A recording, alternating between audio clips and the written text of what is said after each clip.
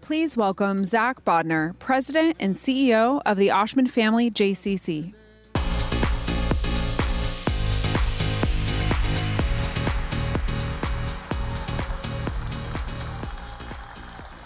Good morning, and welcome to Z3 2025. Yeah. This is by far our largest Z3 conference ever. 1,500 people are here with us on this campus today. 1,500. Not all in this room. The fire marshal doesn't have to worry. We have 800 here in this room. We've got another group out there in the Cultural Arts Hall. And guess what? We have 300 teens on the first ever Z3 Teen Summit. Take a look. We got Z3 teens out there. There they are. 300 of them. We've got folks watching from around the world, zooming in. Our friends at the San Francisco JCC have a watch party. And despite this many people here, there's still some that weren't able to make it. Some of our speakers got caught in the whole federal shutdown. So the schedule is going to change a little bit today, but it's still going to be an incredible day. It's not as bad as the year that the food truck got stolen. Remember that? That really happened, for those of you who didn't know that. You got food today. Thank you, Guy and Wendy. But it's going to be an incredible experience today.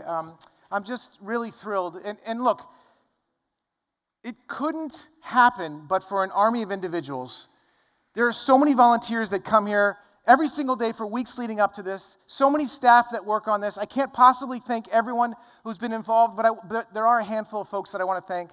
I want to thank the Coombe and Arcadia Foundations. Thank you for all that you do, your support year after year. To the Toby, Libitsky, and Fuchsman Family Foundations, thank you for what you do as well, really. To the Saul and Leslie families, to the Diane and Weingarten families, and to the Troper family, thank you guys, really. We have so much generous support from so many members in our community. They're listed in the program. Please take a look. Organizations come out to sponsor and to partner with us. This year, the Jewish National Fund, JNF, came through in a big way for us. Thank you to the JNF. Yeah. The JCC Association of North America is here, including my friend Barak Herman, the president and CEO. Thank you to the JCC Association. To the J Weekly, our media sponsor, as well as to the Federation of the Bay Area and Jewish Silicon Valley. Thank you guys for all that you do. Really, thank you.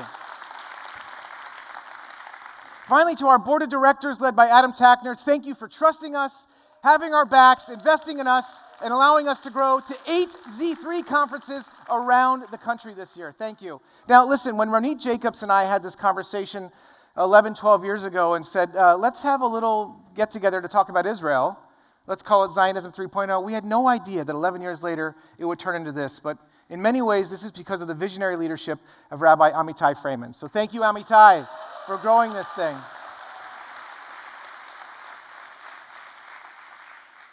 Okay, friends, can we just acknowledge it? Can we say that they're home? They are home. They're home.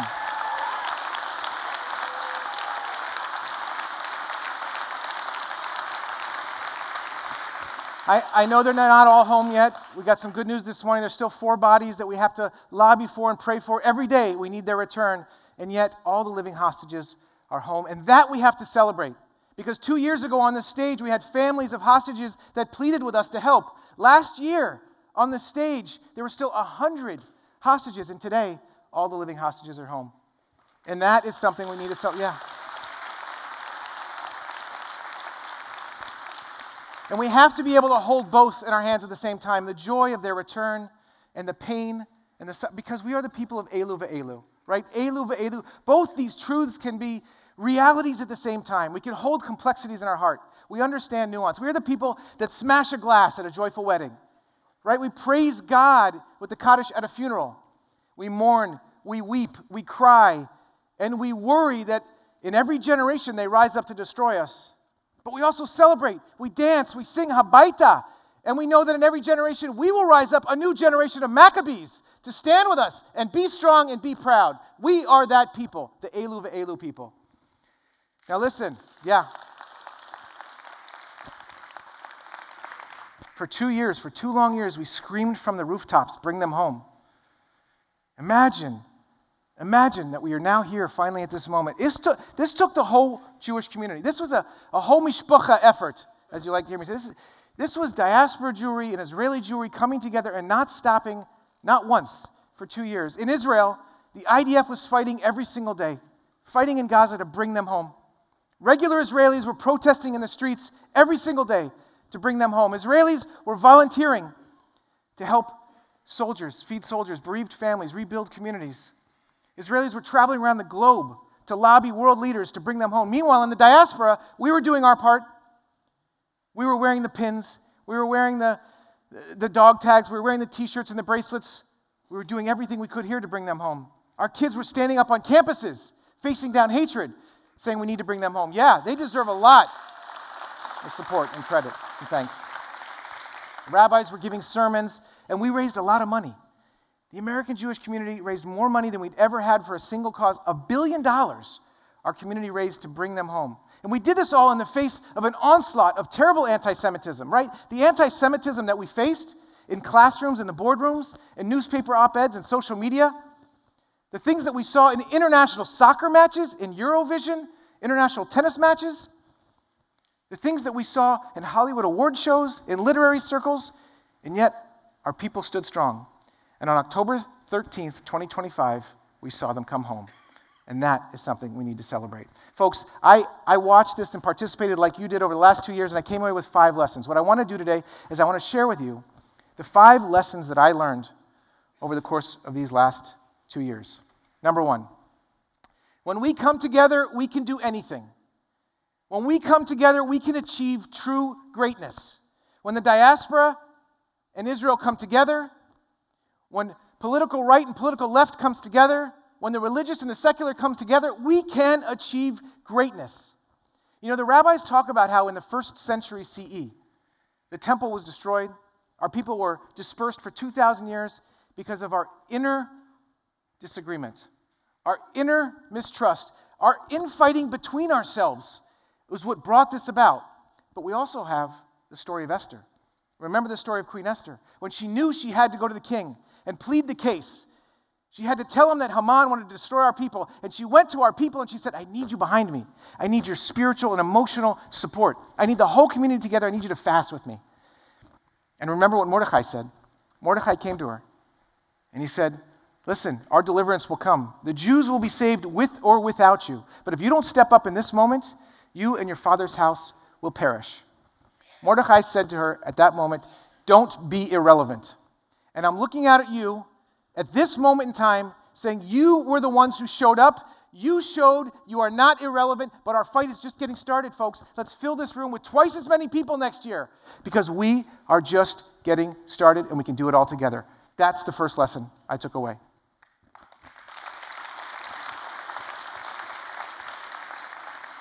The second lesson, which is almost a corollary, is that we can't do it alone. We can't do it alone. The IDF is the strongest army for 1,000 miles. Jews in America have reached the highest echelons of power, and yet we still needed the help of the American president. We still needed the help of Arab countries to bring them home. We have to have allies and friendships out there, and I know it's hard. And I know especially in this moment, there's sometimes this instinct to shtetlize ourselves, to ghettoize ourselves. I've been there. I felt it. After October 7th, I felt this utter betrayal from many of my non-Jewish friends. I wrote them personal letters. I said, would you hide me? My own kids were canceled from their school clubs and affinity groups. They've been iced out by best friends. I know that we feel betrayed. Do you know the story of Sarah Bahat? Sarah Bahat is this incredible Jewish woman, the CEO of the Yerba Buena Center for the Arts in San Francisco, a secular, non-Jewish arts program that was bringing incredible art to the whole city, incredible culture. After October 7th, the barrage of hate and anti-Semitism that she faced, people were trying to force her to fire all the Zionists off her board. They were trying to force her to join a boycott of Israel. They were trying to force her to put up anti-Semitic art in the Yerba Buena Center for the Arts. She said she no longer felt safe in her own space. Now, can you imagine if any other ally had said, I don't feel safe in my space? We'd all come and said, that's not okay. That's not okay. Nobody should feel unsafe. But no one came to her aid, and she was forced to resign because she wouldn't go along with what they wanted her to do. That's bravery and that's courage. But it also leads us to want to sometimes shtetlize ourselves, and we can't do it. We cannot do it. That's why I'm so proud of the work that our grassroots activists are doing every single day. These folks in our community have risen up since October 7th, working in some of the most difficult environments. I'm talking about Oded Shekel and Lori Myers and Sarit Honigstein and Karen Orr and Gilia Halom and Susan Saul and Guy Miaz. These are incredible, incredible grassroots leaders. And they know they can't do it alone. They're building friendships and alliances with the non-Jewish community because no man is an island, as they say. And that was an important lesson for me in these last 2 years. My third lesson, I learned what our superpower was. Our superpower as a people is our resilience, our pride, and our joy. We are the people who keep on keeping on. You know, every year they do this happiness index, this World Happiness Index. The 2025 World Happiness Study has ranked Israel as the 8th happiest place on earth. Israel, by the way, 2 years of war, and they're the 8th happiest. Guess where the United States is? The U.S. is 24th on the list. And the researchers are scratching their heads. They don't get it. But if you know, you know. And we know. Right? Like Israelis, despite what they've been facing, and there is suffering, there is pain, we know that, but they find a way to celebrate. The simchas, the mitzvahs, the weddings. They know that our people choose life. We raise a glass, we say l'chaim, to life. We don't toast to a healthy life, to a good life, to a long life, to a happy life. It's just life itself that's sacred. And that's why these stories of these hostages who come out and they've maintained their faith in humanity are so inspiring. Like the story of Omer Shem Tov, 19-year-old kid, stolen away from Nova, brought to the worst dungeons under Gaza, living in hell for 2 years. This young kid, somehow he came upon a little prayer card in Hebrew in the darkest moments. And on this prayer card was a prayer calling for him to have faith in God. And he remembered this was the same prayer that his mother used to say to him every night when he was a kid. And he didn't believe in the serendipity of that there are no coincidences. He held on to this. This is what kept him alive and helped him get through this moment. And he said, when he came out and he was telling a story, he said, after you've experienced true darkness, you can experience true life. That is our superpower. Lesson number 4. Folks, the haters are always going to be out there. The haters are always going to be coming after us. But let's not make fighting them our raison d'etre. That's not what we're about. It's not about becoming anti-Zionists, anti-Semites. It's about Jewish pride. It's about helping this next generation understand what it's all about. And it's about not letting them define us. We need to define ourselves. We need to define our own agenda. You know, I'm on the advisory board of this group of individuals who are trying to rethink how Israel needs to be brought into Jewish education post-October 7th. My friend David Breifman brought me into this group. We had a call last week, and one of the topics of conversation was whether Zionism should be part of the curriculum. Now, don't worry, unequivocally the group was like, of course, yes, Zionism has to be a part of this curriculum. But the fact that we're even asking the question means that somehow our adversaries have gotten into our heads. Why would we let anyone else define our own terminology, our own heritage, our own identity, much less our adversaries? We get to define the agenda. We get to define the terms. That's what it means to be a Zionist today. Okay? Zionism, the old terminology of Zionism, and it still exists for today. The basic definition of Zionism is to believe that Jews have a right to our own state and our own homeland at its most basic level. Now, if you believe that everybody in the world, all peoples, deserve a state, Russians and Ukrainians and Germans and French and American and Pakistanis and Saudis and Palestinians, everybody deserves a state except for the Jews? Only the Jews should be treated differently? Well, we have a word for that. But Zionism today doesn't just mean Jews have a right to our own state. Zionism today means auto-emancipation. It means self-sovereignty. It means we have control over our own destiny. We're no longer the victims of history, but the definers of it. So when somebody is an anti-Zionist today, it means they're anti-Jewish sovereignty.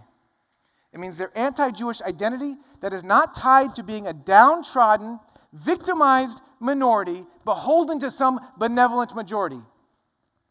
And to fight back against those haters, we have to create proud Jews. That's our job, to create the Jews of the future. I think we have to be creating the alt-new Jew. For those of you who get that reference, it's to Herzl's Alt-New Land, his book. We have to create the alt-new Jew. The Jew of the future takes the best the best of the Israeli Jewish traits right now, their courage, their chutzpah, their bravery. What Israelis are doing, showing up every single day. This is the greatest generation. We have to take those strengths and those characteristics, we have to marry them with the strengths of the North American Jew. Our ability to be a strong minority within a majority culture. To be the sechel, the common sense. The ability for us to embrace pluralism and diversity. We have to marry these two and build the Jew of the future, the alt-new Jew. That is the fourth lesson that I came away with. And the fifth lesson is that we must always remember our why. We have to remember our why. That's the theme of this conference. That's why we're here today. Hirsch Goldberg Poland of blessed memory. You'll see his parents later today. Hirsch was an inspiration, a light to the people, especially the hostages he was with, the beautiful six, as his mother liked to call them. And he used to say, to inspire people, he used to say, if you have the why, you'll find the how. It was a paraphrasing of Viktor Frankl's famous line. Folks, I believe we have our why. I believe I know why the Jewish people have been put on this earth. We have a purpose. We have been put here to be a light unto the nations and to fix the brokenness in this world. I have this sense, for me, it's what helps define the meaning of life. Now, maybe you didn't come to the OFJCC on a Sunday afternoon to hear the meaning of life, but you're welcome. For me, it's the meaning of life. Here's how I know that this is what it's all about. The Kabbalists, the ancient Jewish mystics, they used to talk about before the universe existed, it was just God. And God is experiencing pure joy. God is experiencing nirvana, bliss. The meaning of life is for us to experience that joy and to help others experience that joy. God is up there and says, I want to share this joy with other living creatures, and decides to create the universe, but there's no space because it's only God. God is taking up all the space, so God has to contract part of God's self. Think about it like you get into a crowded elevator and you kind of suck in your gut, right? In that space, they call that tzimtzum, that act of contracting part of oneself. God creates the universe, but there's no vessel that's strong enough to hold divine light, so the vessel shatters. The world is created broken, explosion, big bang. And now, we have to go out there and find the broken pieces of this vessel. We have to collect the divine light. Our job, the tikkun olam, the real tikkun olam, what it really means is repairing the brokenness of this world, of finding these pieces, putting them back together, helping others in this world experience joy and experiencing life. And that's the l'chaim. That is our why. If we can recognize that why, we can deal with any how. Let me end with a quick story. A couple weeks ago, I was with my family in New York visiting my oldest daughter, Talia, for Parents' Weekend at college. We were supposed to fly back on Sunday so my little one, Orly, could be back at school at Hausner, and we found out that Omer Adam was singing at Madison Square Gardens on Sunday night. And we're like, we got to be there. I mean, this is Omer Adam, an Israeli rock star. I don't know any of his songs but the one that we all know because it's sung at every single B mitzvah, right? Tel Aviv, Ya Habibi, Tel Aviv. You know the song. It'll be in your head throughout the rest of the day now. You're welcome. I don't know any of those songs. They're all in Hebrew, but it didn't matter. My kids know them. My kids go to Jewish day school at Hausner. They go to Jewish summer camp at Ramah. They're involved with BBYO and Young Judea. They know this stuff. And we're like, we got to be there. I knew that we just had to show up. We changed our flight. We changed our plans. We made sure we're there. Walk into Madison Square Garden, and it's packed. 20,000 people. Old, young, Israeli, non-Israeli. Little kids with those earmuffs on their ears. And the people did not sit down for 2 hours. They're singing and they're dancing and they're waving Israeli flags. There's images of IDF soldiers on the screens, images of hostages reuniting with their families. And I got chills because this was a celebration of life. And in that moment, I had a revelation. I really did. It came over me like a wave of relief. And I realized, we're going to be okay. Our people are going to be okay. Because the folks in this room, they know the why. These singing, dancing, flag-waving Israeli and American Jews, some knew Hebrew, some didn't, they know that the why is about life and joy. And I realized we're going to be okay. Folks, we're here today to talk about the why and to talk about the how. Thank you for being here. Thank you for being a part of this discussion, and let's get to it.